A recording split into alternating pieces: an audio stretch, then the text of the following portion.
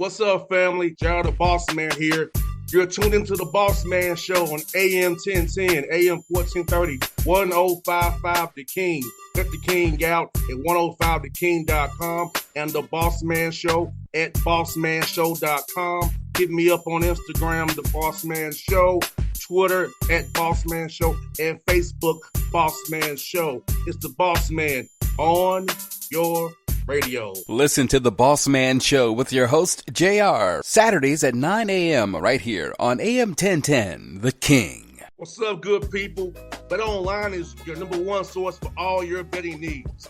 The latest odds, lines, and matchup reports for baseball, boxing, golf, and more. BetOnline continues to be the fastest and easiest way to place your wagers, including live betting and your favorite casino and card games available to play right from your phone. Head to the website or use your mobile device to sign up today and get in on the action. Remember to use your promo code BELIEVE, BLEAV, for your 50% welcome bonus on your first deposit. BetOnline, where the game starts.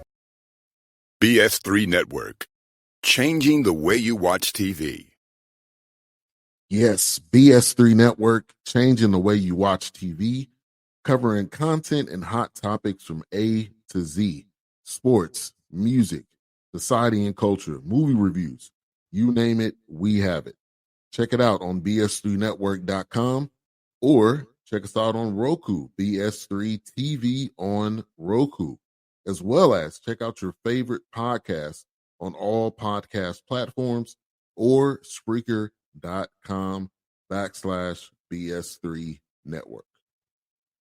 You are now tuned to BS3 Network.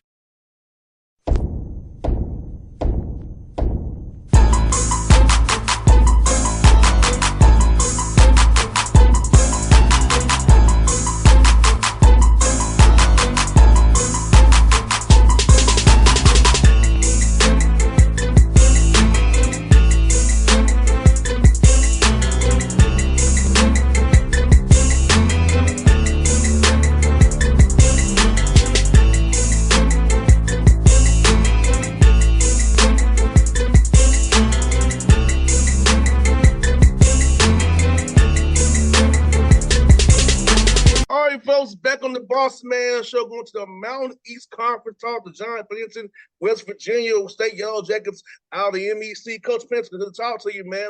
How's life up there in West Virginia, man? Man, life is great. We're in the middle of football season. We just finished preseason camp, started school today, so we're right in the middle of everything. It's the best time of year.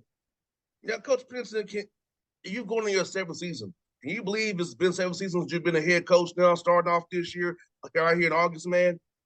Yeah, I mean, it definitely goes fast, just like everything. That's why you got to soak it up, try to be present, and just kind of enjoy every moment that you get out here and get the opportunity to, to coach young men and lead young men. It's a very rewarding job. It's a high stress, difficult job at times, but it's so rewarding. And like I said, this time of year, it's the most fun time of year. You've got you got something to do all day, every day. You've got a bigger purpose. You're part of something bigger than yourself. And it's just, for me, it's like Christmas pretty much every day until I get some angry emails or some disappointed students. Now, Coach, let's get some, man. At what point in your career did you decide you want to become a coach? I know my dad's a coach. He'll be 85 years old in 2 weeks, and he still gets calls his players all the time. So at what point did you decide you want to get into coaching? Does this be your life's path? It wasn't something that I ever really thought about doing. I always kind of had this assumption that in order to be a head coach, you had to be like a big, loud, mean guy. It was kind of the coaches I had growing up, and it necessarily wasn't in my nature. I was always a captain. I was always vocal, but I wasn't necessarily a yeller and a screamer. I'm a typically positive attitude, optimistic guy. So I just didn't really think that was in the cards for me. And, after I got done playing, I was, just looking for something to do. And I had an opportunity to go to grad school at West Virginia Wesleyan.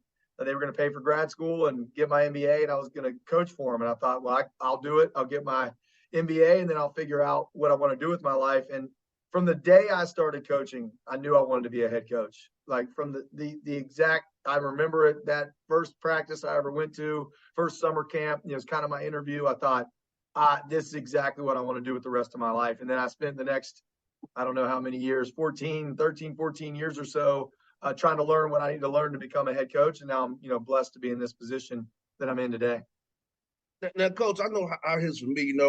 Being in radio the last 14 years has kept me around the game. The NFL wasn't in my cards, but I didn't want to get a 9-to-5 job per se. The radio done a great thing. I feel like, you being a coach, me being in the media, getting to be around it. There's something about being around a team and the guys, just being around the action just still gets me goosebumps every day. But I get on sideline, man, I feel like I'm going to hit somebody again. Something about being around that camaraderie, being around the guys, man. You can't replace that or replicate it in anything else we do. Yeah, I mean, I think too, like, man, game day is just it's such a gamut of emotions, right? I mean, you're anxious, you're scared, you're excited, you're fired up, you're worried. I mean, to me, that's really living life. You're not just sitting there behind a desk, and no offense to anyone that does that, but for me, I want to be out there in the arena. That was something even as a kid, I remember going to games and thinking, I loved being in the stands, but I wanted to be the guy on the field in the arena. And I still get to do that every, week in, week out, even though it's given me some gray hairs and I've had some tough losses and some big wins. It's just, being able to compete, and be part of a team competing together and just trying to, excel at my role, whatever that is. I think that's what excites me and why I keep coming back. And, for you have 34 wins in 6 seasons of non-losing. I mean, COVID years 2-2, but you've not had a losing season yet. And so talk about the standard and the process of being a West Virginia State Yellow Jacket that you set for your team to be successful on the field every day, and in knowing that the fans expect you all to win because you set the standard of winning in the 6 years you've been there. Yeah, I mean, for us, it's about really focusing on the mental side of the game and how our process, how we lead, how we discipline, are we mentally tough? So our standard and being a great teammate, I love being part of a team. Me and my wife are a team. Me and my kids are a team. Me and my staff are a team, and so I just want to be part of a team and have a role and try to do well at it. So, that's the standard we hold our guys to, being mentally tough, being a great teammate, and having the discipline you need to have to be successful. And I think that the outcome kind of take care of itself, right? If we do a good enough job as a coaching staff, teaching these young men how to have a championship mindset, teaching them how to be a great teammate, how to be a great leader, and what you need to do in those roles, then we're going to have success on the football field. And as we get better, more and more talent, facilities get better, that those wins should continue to grow and more every season. So, I kind of look at it like, you put water in a freezer and initially everything starts to change, but you can't tell. It looks like water at 40 degrees. It's still water, but there's a lot of change happening. And we're waiting to get to that 32-degree mark when it turns into ice. Like all of a sudden it changes, but no one else can see it but us. And I think that's kind of at the point where we're at, where we're starting to get to that 32-degree mark, where you're going to see, hopefully more win totals, more championships, as a result of a great process and a great culture here. And also one thing about you all is good too, is because West Virginia loves their sports. There's no pro team in West Virginia, so it's you guys, it's other schools in the state that get a foul because the state is not a professional state. So talk about the fan support you all get, knowing that people can really focus on you in the community, really be a part of what you're building, because that's something that's very important too in college experience for a young man as well. Yeah, I mean, we have an incredible, Yellow Jacket Nation is amazing. And this is my hometown. So I grew up here, and there's so many people connected to West Virginia State in the Kanawha Valley, which is, like I said, my hometown, my area. So just, the people that are rooting for us and connected to us and that have been either went to state or worked at state or know someone that came here has been just incredible. And we don't have a professional team. And, right now WVU hasn't been that good. So a lot of people are, excited about seeing what we're doing here and having a local coach, doing things in the community. I think that goes a long way. But, also being, an HBCU, we have incredible tradition. And we're an HBCU, right here in the Charleston Kanawha Valley. We're probably one of the most diverse HBCUs in the country. So I love that about our school and how we have great tradition. We have, guys from all over the country, all different walks of life. We come together as a family and build something special here in our community. That's what makes football great. No doubt. And I'll ask you, Coach, how has recruiting changed for you with the portal? I feel like there are guys that are really FCS players or low FBS players who are going to D2 now because the FBS fives only want a known commodity. So and they're not really going after high school guys very hard. So you feel like you're getting better quality high school players and the JUCO players now where the portal and the NIL is up to the FBS level. Yeah, I haven't noticed it significantly. I think every now and then there is a player that gets overlooked, but they do an incredible job at that Division I level of scouting, and very few times does a guy slip through the cracks that may have the measurables. Now you still may be able to find a guy that doesn't have the measurables that does slip through the cracks. But the transfer portal has definitely changed. Our recruiting calendar. How we look at recruiting. For us, it's all about developing young men into leaders. So we necessarily, we always want to get great high school players to develop them. But at the end of the day, we can develop a 20-year-old the same as we develop an 18-year-old, on and off the field. So it just gives another added element that it was already there, to be honest with you. It's just a little easier to find information on those guys, and it just makes it a little more efficient for us. Like we brought in 6 transfers in the spring. All 6 fit. They fit our culture perfectly, and they're all going to play. They're all, right now, probably all of them are starters. So, I mean, that helps you go out and get guys to come in and help immediately and not kind of have to force those young guys into developing, playing right away. You can really focus on their development. And so, so it's changed some things of how you do it, but at the end of the day, it's still, it's still recruiting, just recruiting some older guys maybe that you weren't in the past. Well, no doubt. Let me ask this, Coach. Now you're the head coach, OC, and quarterbacks coach. So I feel like it's good to have your hands on it all right there. I feel that's a good thing because I feel like you can, you know what you want to do. I don't know. I know my dad was the same way. He called plays on offense too. He didn't want to pass that off, delegate that. So how's it for you, man? Training your quarterbacks, man. Training the game plan, knowing what you want to do every Saturday. You know what you want to do when you're calling the plays. Yeah, I mean, it does help, that you're in control of it. But I think, I love to delegate, and we've got some great coaches that I do delegate to, and they do a lot with the run game and the pass game, and we kind of put our heads together. So it takes a lot off of my plate where I can, some weeks I got to focus more on being the head coach, make sure that the ship is tightened up. Some weeks I got to focus more on the offense because, we got to get the ball moving or score more points. So it allows me to kind of pick and choose where to put my energy and my focus. And having a great staff, that's why you have a great staff, because I can rely on Ramon Lee and Andrew Workman to take care of the offense when I need to focus on being a head coach. And I can rely on George Shell and BJ Buckle on the defensive side and with our culture to handle things on the defensive side of the ball when I need to put more emphasis on the offense. So I think that's a big part of it. And, in Division II, a lot of times, when you have a great coach, they move up to the Division I level, and we've had guys that are coaching in the NFL and Division I. And if you get away from that too much, you're going to end up constantly changing things on offense. So it makes things a little smoother to, kind of keep me in charge, but facilitate it through our younger coaches, if that makes sense. I mean, Ramon does an outstanding job, and Andrew Workman, they really make it go, and I just kind of oversee it. And know what plays to call accordingly, and we put our heads together to make that happen. So they are co-offensive coordinators, and not just by title. I mean, we brainstorm everything together. We come up with everything together. And for those who are not aware about the Mountain East Conference, Coach, tell the listeners about the MEC, how tough the ball is in that conference, and what kind of styles you see throughout the season when you play in the MEC.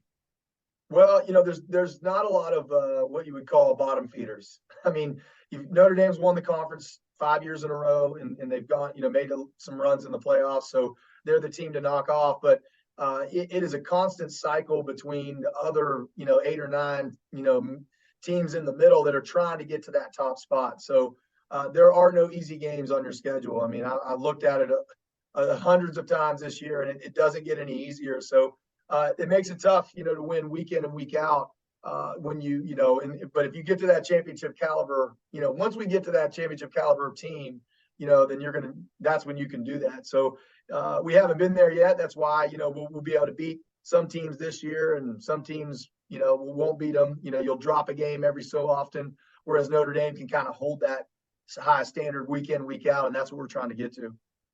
And as you all prepare for the season, at what point do you start really preparing for that week one game? Because I know you're trying to work on your sales install stuff right now. So how much do you balance install versus ready to prepare for that first game of the year? That's a great question. And right now we're still in camp mode for this week. So we play on a Thursday night. So we're going to give ourselves about a week and a half to get ready for Moorhead.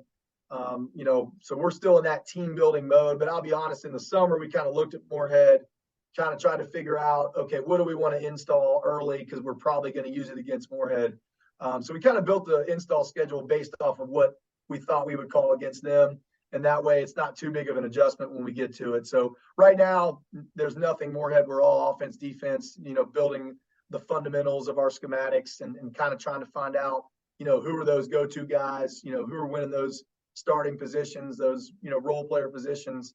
And we got another week of that. Friday, we have a scrimmage. And then after that, we're moving on to Moorhead. 100%. That Coach West gets, man. So when you're not being the head coach, man, running this great program that you're running, what's things you do in your spare time for listeners that we interest our listeners up in Charleston, West Virginia? Well, I've written a book. I've got a PhD, so I wrote a book on goal setting. I nerd out on goal setting and mental toughness and discipline. I've got 3 kids and a beautiful wife, and I spend the majority of my time with them. My parents, I live a half mile from my parents, so very family oriented. Don't get too far from my house, and try to stay, just spending as much quality time with them as possible. I work out a lot. I love to work out. I love to compete. I play pickup basketball, not during the season, but you're either going to find me doing some type of competition, hanging out with my kids, or writing a book or talking about leadership. I was asking about the goal setting piece, coaches. I know that that's something I stress to my interns.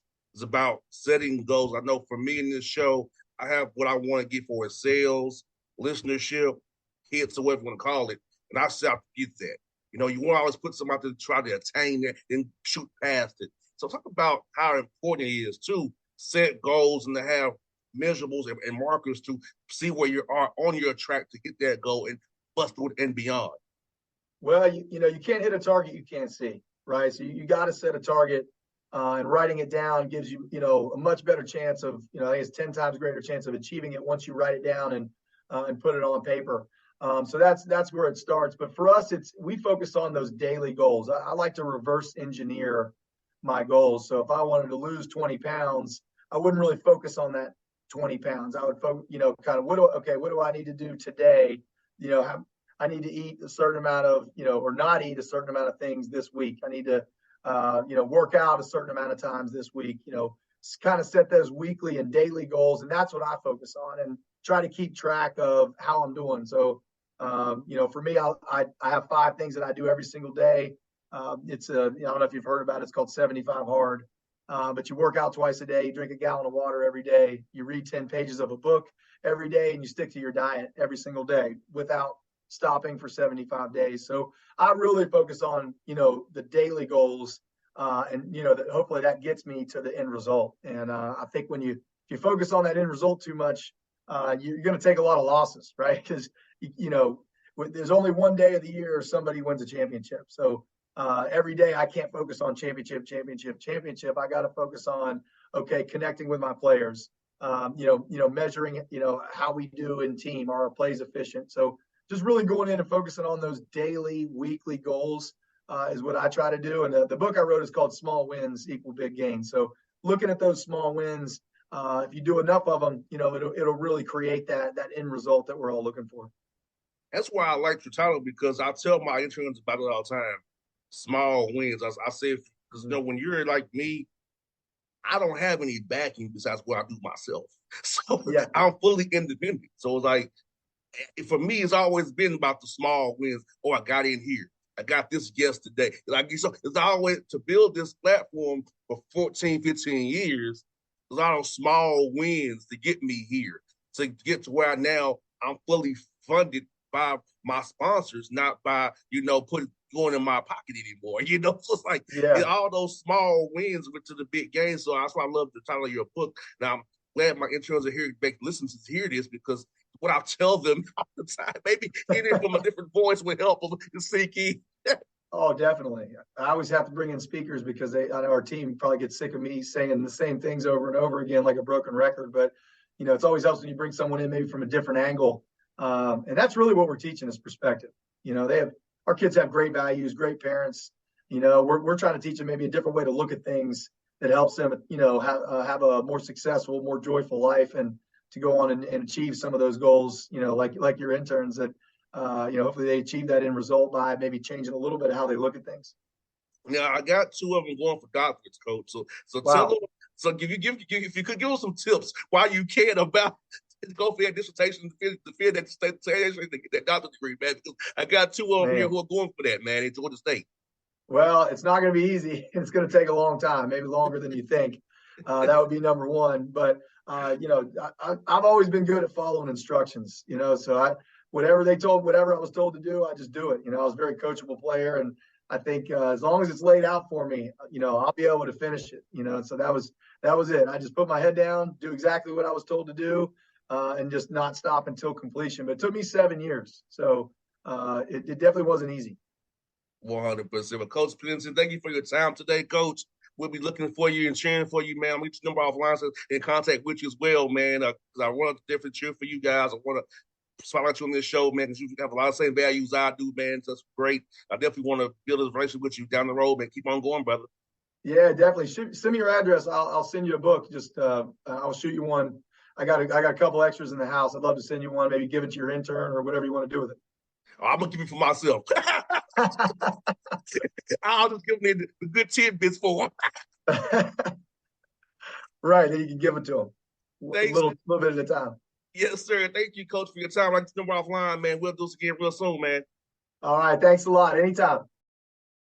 BS3 Network, changing the way you watch TV.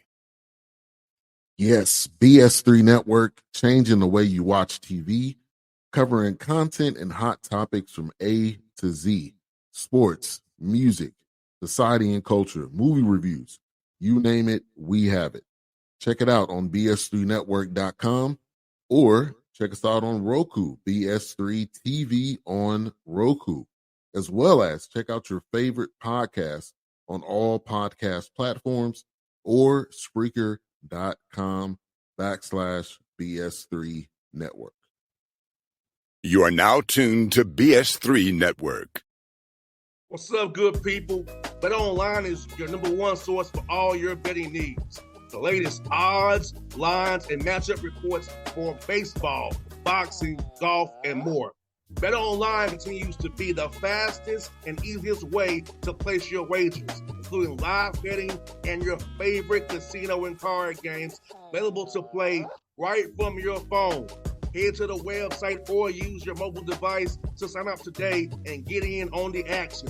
Remember to use your promo code BELIEVE, BLEAV, for your 50% welcome bonus on your first deposit. Bet online where the game starts. What's up, family? Jared the Bossman here. You're tuned into the Bossman Show on AM 1010, AM 1430, 1055 The King. Check The King out at 105theking.com and the Bossman Show at bossmanshow.com. Hit me up on Instagram, The Bossman Show, Twitter at Bossman Show, and Facebook, Bossman Show. It's the Bossman on your radio. Listen to the Bossman Show with your host, JR, Saturdays at 9 a.m. right here on AM 1010, The King.